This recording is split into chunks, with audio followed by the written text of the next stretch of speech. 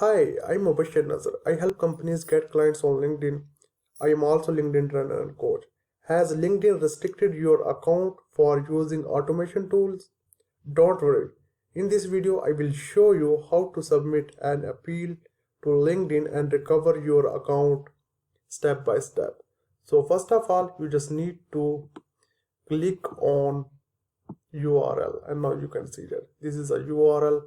You just need to click this URL, and when you will click here, and then this page will be appear. And now this page have a different questions. If you have alternative email, you just need to write here alternative email, and do you use any third-party program or plugin. So if you already use a Dripify, Expendi, Buzz, DuckSoup, so you just need to write here the automation tool name. Do you share a computer or allow someone else to access your computer? If you hire a freelancer or anything, or if your friend log in your laptop or log in your LinkedIn account, you just need to click on yes.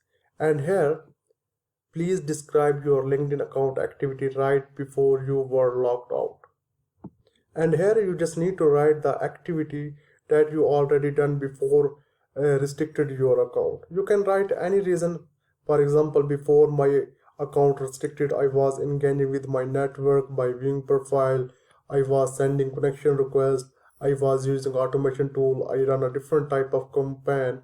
And after writing reasonable description of your activity that you already done, and then you just need to click on submit.